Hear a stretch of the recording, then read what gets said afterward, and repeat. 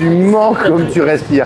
Je te connais. Yo tout le monde, j'espère que vous allez bien. On se retrouve aujourd'hui pour une nouvelle vidéo sans Pierre, mais avec Manon. Donc aujourd'hui, c'est un update de Manon. On va la suivre pour l'entraînement. On va faire un update donc de la shape. Ensuite, ça serait un petit peu... donc je serai seul pour vous expliquer le pourquoi du comment de son premier cycle de masse.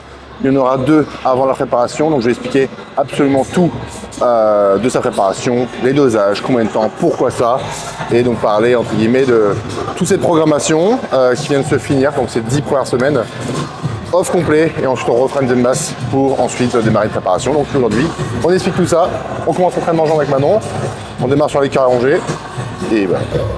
1, 2, 3, bien. 4, oui. 5, super. 6. Avec les ischios, on commence pas avec le dos. 7, super. 9, allez. 10, accélère pas. Garde le même rythme. 11. Dites-nous en commentaire si Manon te suffit. On a toujours un petit téléphone à la salle, non pas pour envoyer des messages, mais tout simplement parce qu'on traque absolument toutes les performances de Manon.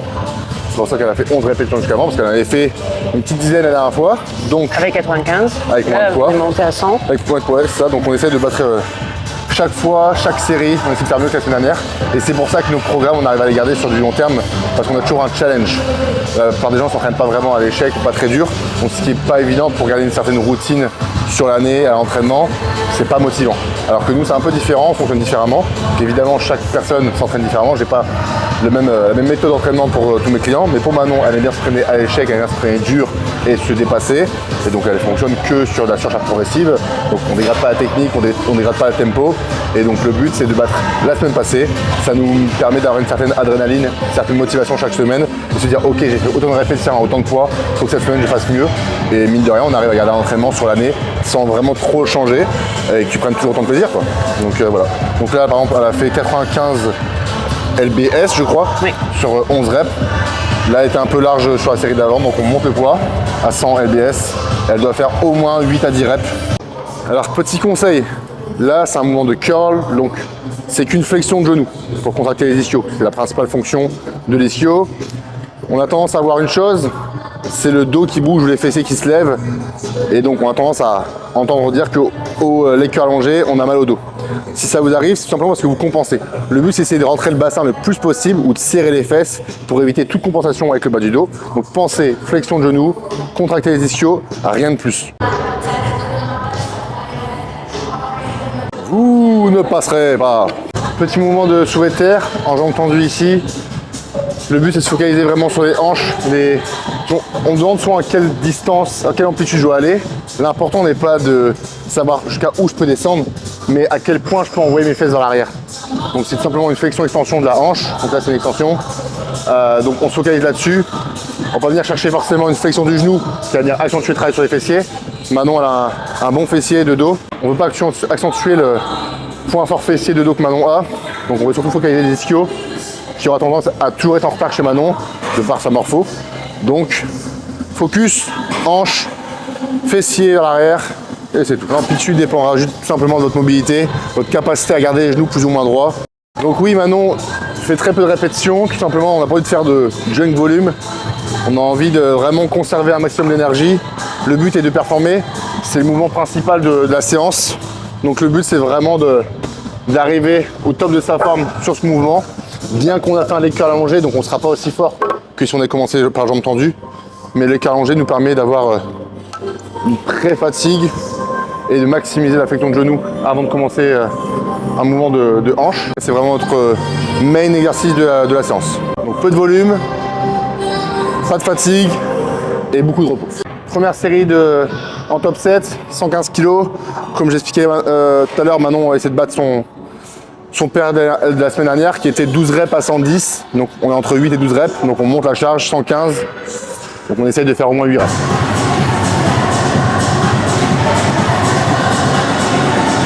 Allez.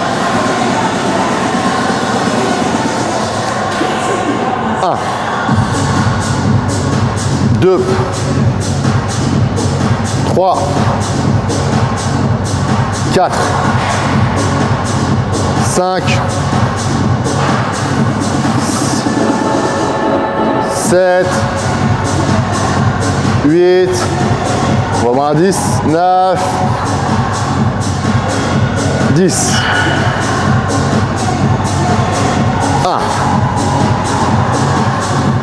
1. Allez. Last one. Non. Voilà.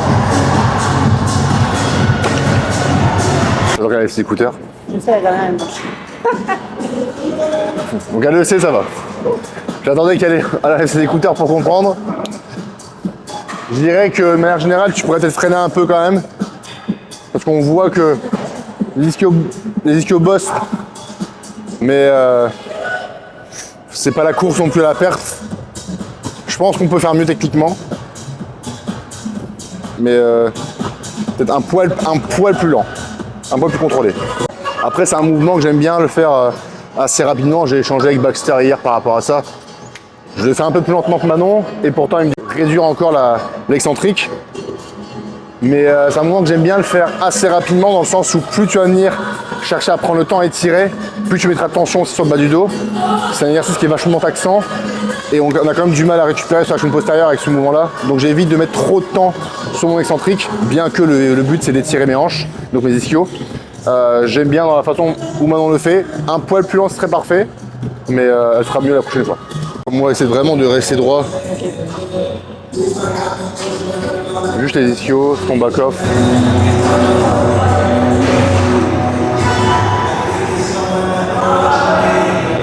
1,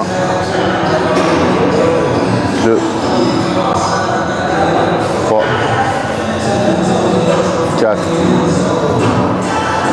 5, 6, 7, 9, 10.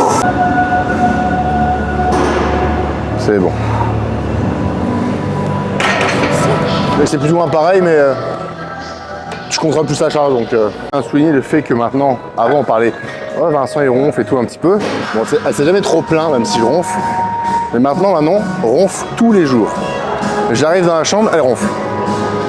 Elle se plaint que je la réveille parce qu'elle ronfle. Je ronfle et on a avoir mal à la gorge le matin.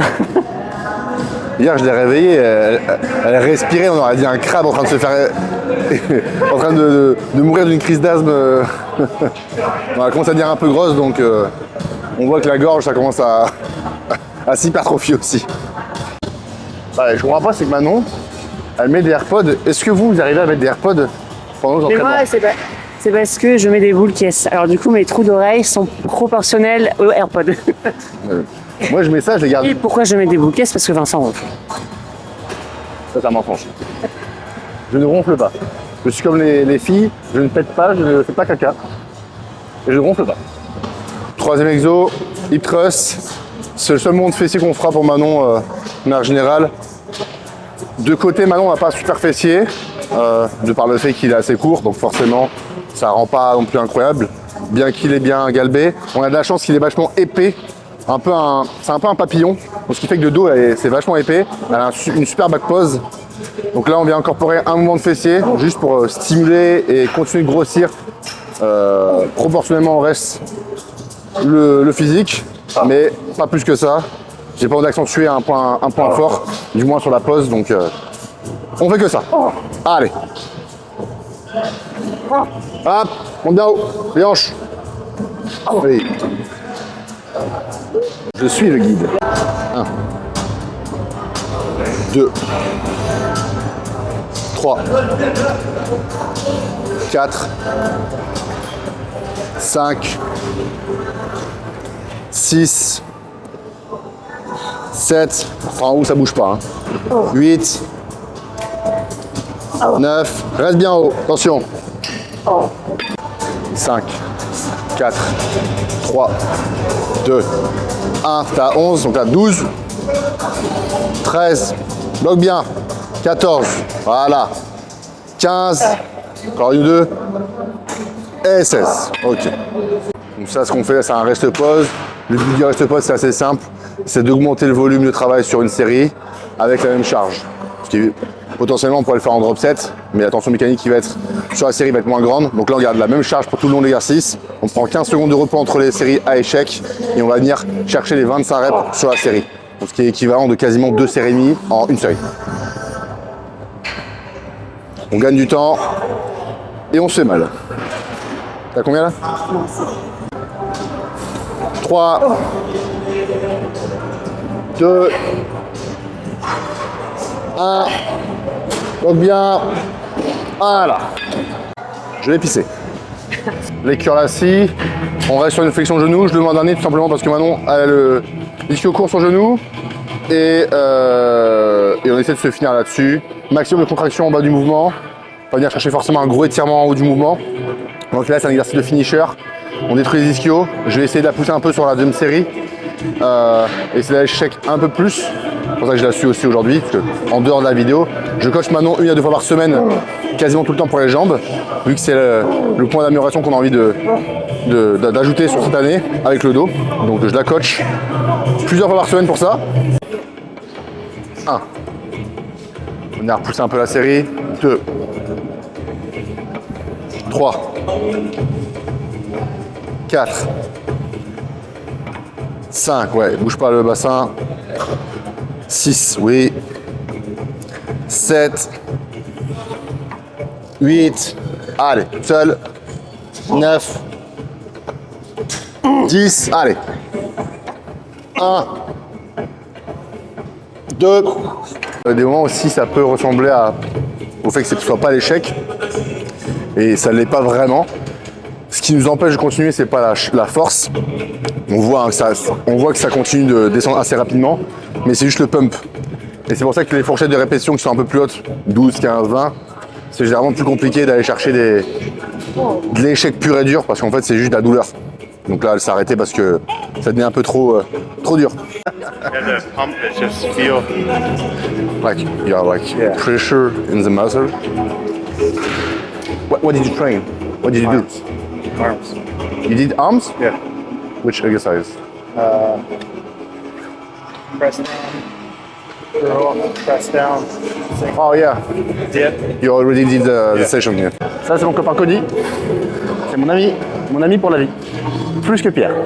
C'est mon ami Cody que j'ai rencontré il y a 4 ans maintenant. La première fois que je suis venu ici en 2019, la salle était fermée au public. Il y avait 2 personnes, il y avait Dorian, donc le patron de la salle, et le patron de AJ, et Cody qui était déjà là. Il était déjà sympa avec moi. Et quand je suis revenu l'année dernière, c'était le premier à venir me voir, me saluer, se présenter. Et depuis qu'on est arrivé, il est super gentil avec moi. Il me présente un peu à tout le monde. Et très cool, une très bonne personne. Donc une petite amitié qui se créera dans le futur, je pense. La machine lombaire, ça peut être fait de 3 façons différentes. Pour les directeurs du dos, le bas du dos, pour les ischios ou pour les fessiers. Donc en fonction de comment on se place, on va faire les choses différemment. Donc je te dirais tout simplement de faire pour les ischios et de finir par les fessiers s'il faut. Donc comment savoir si tu bosses les ischios? On va venir se focaliser sur l'une des fonctions des ischios jambiers, c'est la flexion du genou. Donc on va essayer de remonter avec la flexion de son genou. Tout simplement. Et vous allez voir après, elle va faire uniquement du fessier et là le genou ne bougera plus.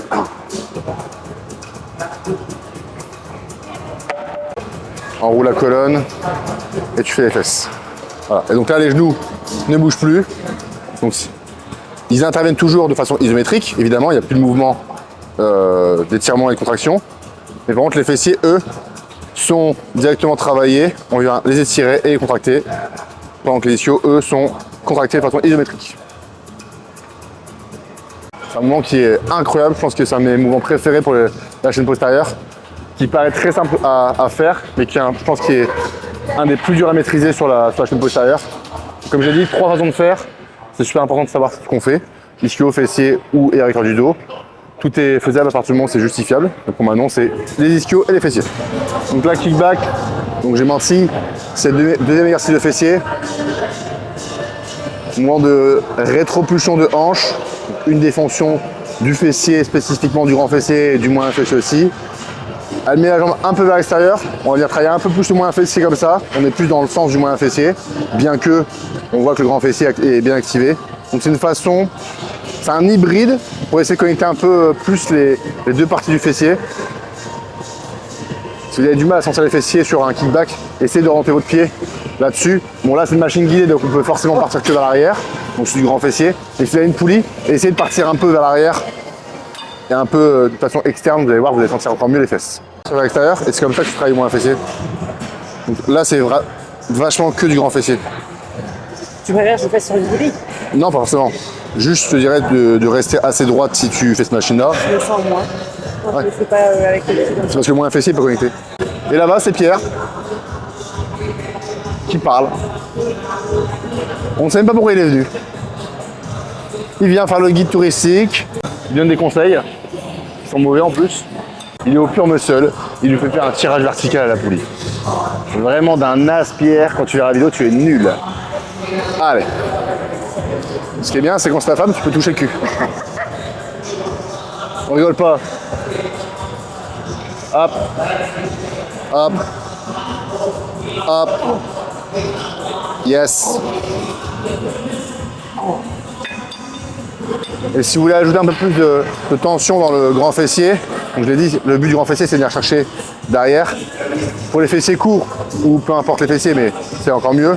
Si vous avez une poulie, pourquoi pas surélever un peu la poulie et venir chercher un étirement du grand fessier, aller chercher derrière, simplement. D'ailleurs, on peut pas le faire. Le but de l'hypertrophie, c'est de venir étirer, contracter le fessier. Donc si tu viens étirer plus devant, forcément tu fais plus de gains. Mais c'est un truc qu'il faut maîtriser. J'ai dit encore beaucoup de choses sur toi. Tu iras voir la vidéo YouTube. Je regarde pas tes vidéos, c'est pas ça. Et le premier commentaire. Je t'aime, j'adore. J'adore. Il y a un mec qui dans les commentaires, c'était Primo, GH, voir ce chef dégueulasse hors saison. Quoi? J'ai répondu un merci pour référencement. Et j'ai en plus de deux, je vois que tu as pris du temps à regarder la vidéo.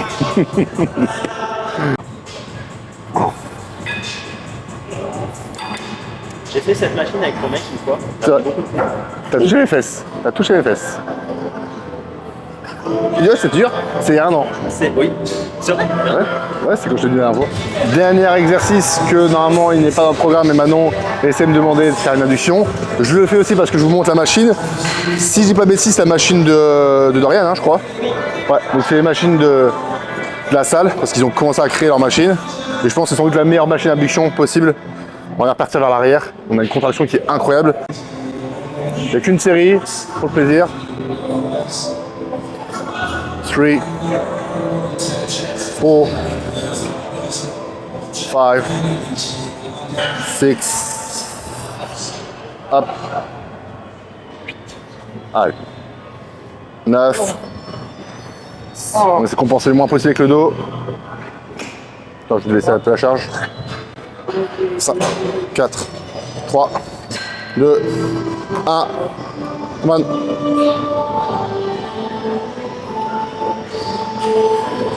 4, 5, 6, allez. Ok.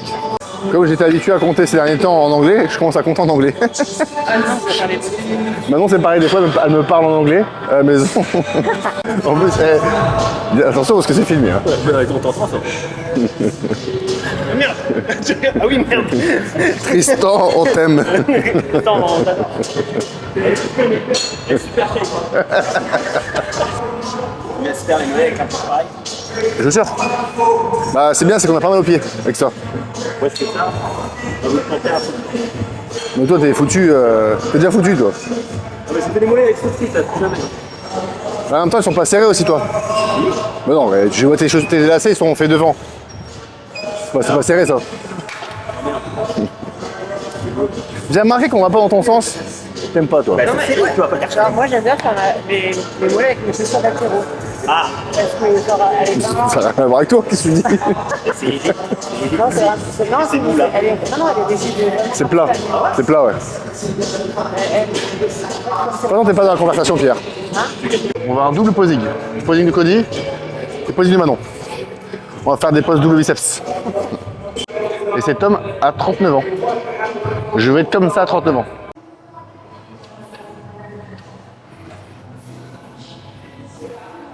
Cody vient de faire 3e à la dernière compétition. À Hurricane. Là, il est en hors-saison depuis 2 semaines, je crois.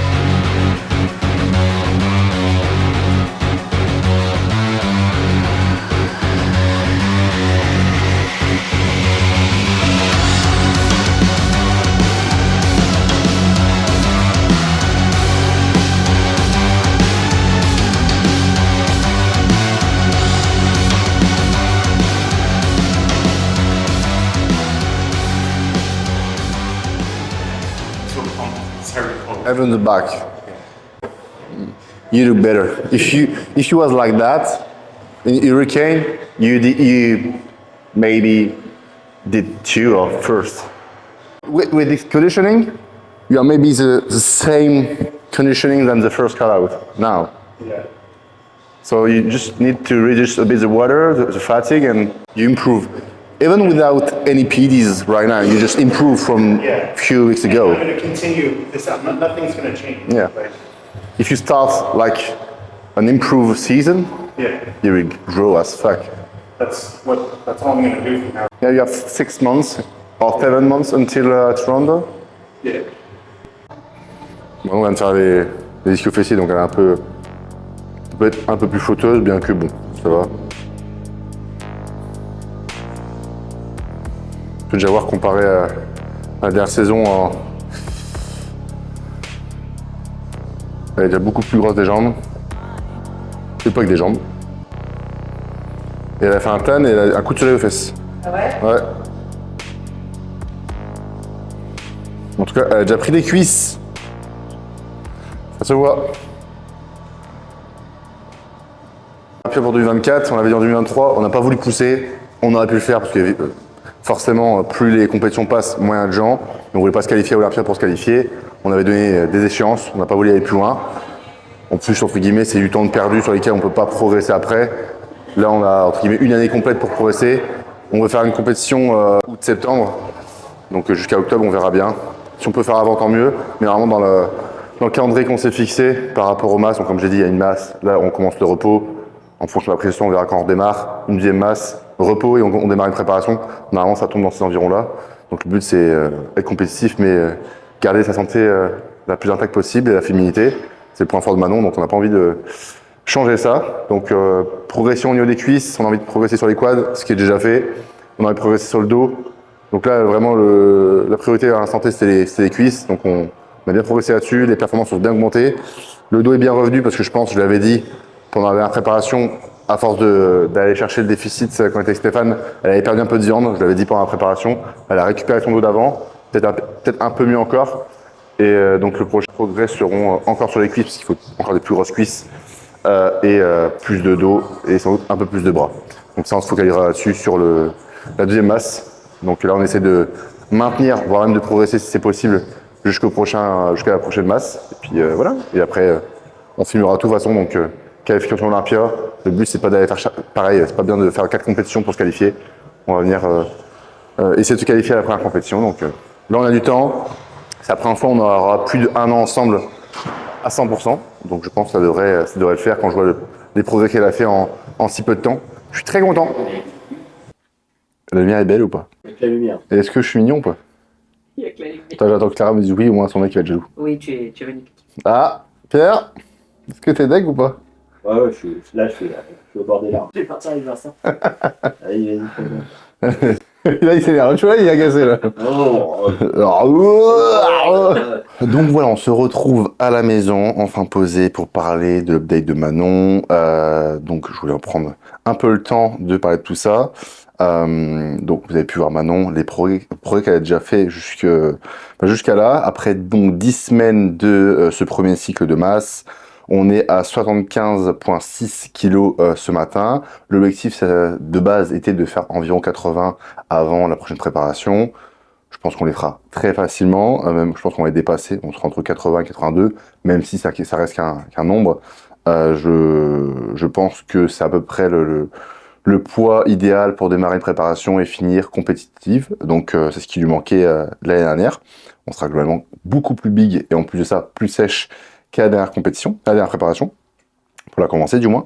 Donc déjà au niveau de la diète, où on n'est pas monté aussi haut que l'année d'avant.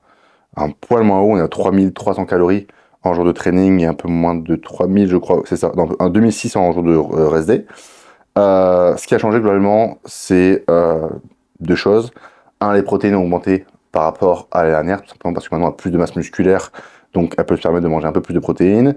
La faim est là, donc je peux en incorporer un peu plus, et la digestion est super bonne, donc forcément je peux en ajouter. Qui plus est, avec la chimie, je peux me permettre d'en ajouter un petit peu aussi. Donc en gros les macros c'est 175 grammes de prot, 460 de carbs et 73 de fat. Les calories bougent très peu. Depuis le début on a commencé, on a augmenté la diète que 2 fois. Tout simplement parce qu'on n'avait pas besoin, elle fait que progresser avec les machines qu'il y a ici et tout l'environnement qu'on a autour de nous, et ben forcément on voit très bien que ça fonctionne, donc j'ai pas envie de pousser la chose, le body fat est superbe, donc j'ai pas envie de changer ça, on restera là-dessus. Les changements dans la diète seront je pense très mineurs jusqu'à la préparation. On va se focaliser uniquement sur la nourriture actuelle et sur l'entraînement ainsi qu'évidemment la chimie dans les prochaines semaines et mois pour progresser. Il n'y a pas de cardio, à part juste environ 10 000 pas par jour, juste pour rester active, essayer d'avoir même une activité en dehors de la musculation, juste de marcher un petit peu. Ici, on a la chance d'avoir un super météo déjà, de 1, et en plus de ça, un bel environnement pour marcher, donc on marche tous les matins, on fait environ 10 000 pas. Donc rien de plus, l'entraînement, bon, vous avez vu une partie d'entraînement aujourd'hui, 5 entraînements par semaine, dont 2 séances jambes. Le focus premier, la prioritaire, c'était vraiment les jambes, surtout les quads, comme je l'ai dit tout à l'heure. Parce qu'on a vu que les filles qui étaient sélectionnées pour Olympia, surtout en Europe, avaient des sacrés quads. Donc on veut mettre l'accent là-dessus. Cet entraînement ne changera pas vraiment.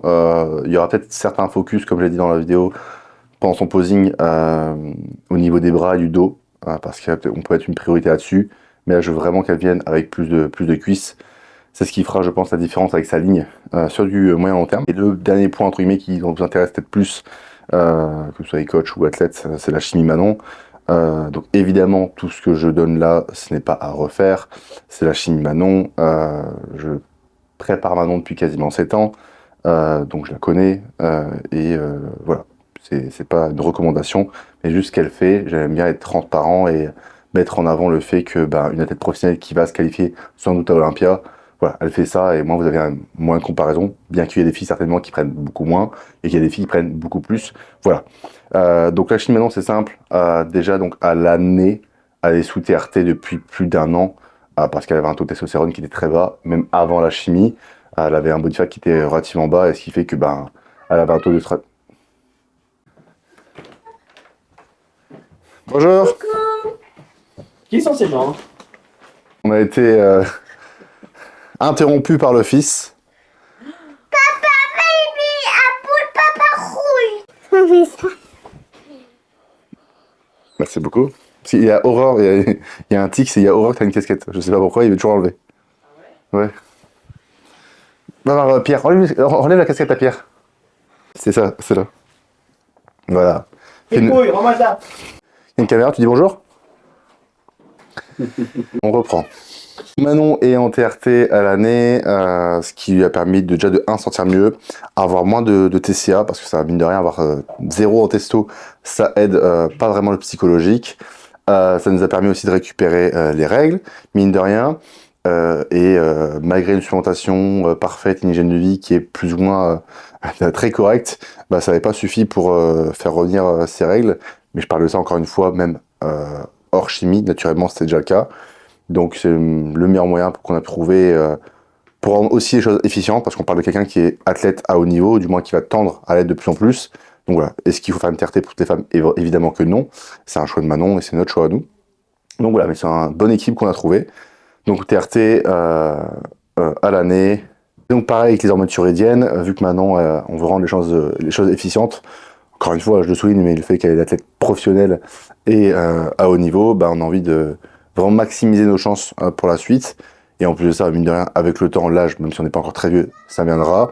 Il y a beaucoup de compétitions, beaucoup de semaines de préparation. Donc on a envie de garder des hormones thyroïdiennes qui sont dans le haut du panier.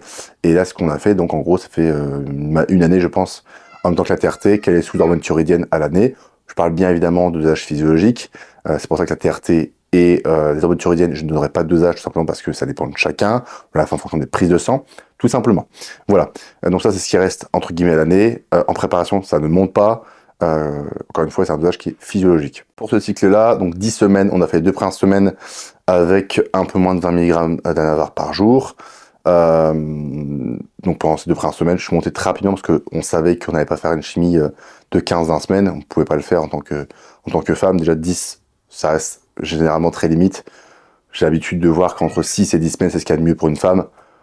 Déjà 10, ça devient un peu beaucoup. Donc je ne veux pas excéder ça. Donc on est monté assez rapidement pour trouver notre total maximal qui est en gros de 30 mg par jour maximum. On n'a pas fait de la navarre, on a fait 20 mg pendant 2 semaines. Et ensuite on a incorporé 30 mg, donc une autre dizaine de milligrammes en plus dans la journée. Donc à partir de la 6e semaine, j'ai enlevé donc les 10 mg supplémentaires et j'ai mis du mastéron pour les 4 dernières semaines, mastéron propionate. Pourquoi? Tout simplement parce que j'ai envie d'avoir un ester qui est très court, qui rentre dans le sang et qui part le plus vite possible. Et la raison elle est simple, c'est vu que c'est une femme et que j'ai envie de faire un cycle assez court, si je mets un ester qui est long, primo, ou un mastéron indentate par exemple, je dis une bêtise, bah, le problème c'est que quand je vais arrêter la chimie au bout de la 10e semaine, bah, l'ester va continuer de rester dans le sang, même si ça s'atténue. Ça va prendre 4, 5, 6 semaines pour que ça parte du corps. Donc finalement, on part d'une chimie qui est de 10 de base, qui va finir au bout de 16. Donc ça n'a rien à voir en termes d'effets secondaires, en termes de absolument tout. Donc c'est pas ce que je veux. C'est un truc, je veux que ça aille vite, on a des résultats rapidement, et qu'une fois qu'on a envie d'arrêter, on arrête rapidement aussi. C'est pour ça que j'ai utilisé la navarre, entre guillemets, en l'espace de 2 jours, on n'a plus rien dans le sang. Et pour le mastéron, en une petite semaine, c'est la même chose. Donc voilà pourquoi j'utilise un mastéron propionate et un oral. Ça permet de diversifier un petit peu déjà les produits, même si globalement ça reste plus ou moins la même chose, c'est 2 dérivés de DHT. On va dire que chez certaines femmes, on peut être plus à même de répondre à certains produits que d'autres, et nous ça nous permet de faire des tests, et encore une fois c'est une question d'ester, donc de durée de demi-vie. Voilà, donc on est monté à ce dosage-là au maximum pour 4 semaines, pour arriver à ce physique que vous voyez maintenant, 75,6 kg, sachant que en jour de training, elle prend ce dosage-là, mais en RSD, elle est plus basse, parce qu'en gros, on divise le mastéron, la navarre par 2, donc elle prend pas le dosage qu'elle doit prendre pré-workout, tout simplement. Donc voilà, pour la chimie, côté support santé, chimie santé, metformine, à 500 mg par tous les soirs, voilà, tout simplement, je ne monterai jamais, je ne mettrai pas forcément plus bas. C'est un truc qu'on a incorporé il y a quelques mois maintenant, parce que maintenant, elle a une tendance à avoir une glycémie très mauvaise depuis tout le temps, qui part vite dans les tours. Après, c'est assez normal aussi dans le sens où elle mange beaucoup de carbs, bouge pas non plus énormément, fait pas non plus beaucoup de cardio, donc forcément ça va vite monter. Donc utilisation de la metformine, utilisation de la Lantus sur cette préparation depuis le début du off-saison, 15 unités le matin, ce qui a régulé sa glycémie. On a vu la glycémie qui était complètement stable après ça, et ce qui en découle, c'est qu'on a vu qu'elle a perdu pas mal de body fat après l'utilisation de l'insuline, donc la Lantus, ce qui nous a permis de voir que ça lui correspondait très très bien. Elle a eu plus faim, elle a mis encore plus qu'elle mangeait, et elle a perdu du gras. Donc ça c'est super cool.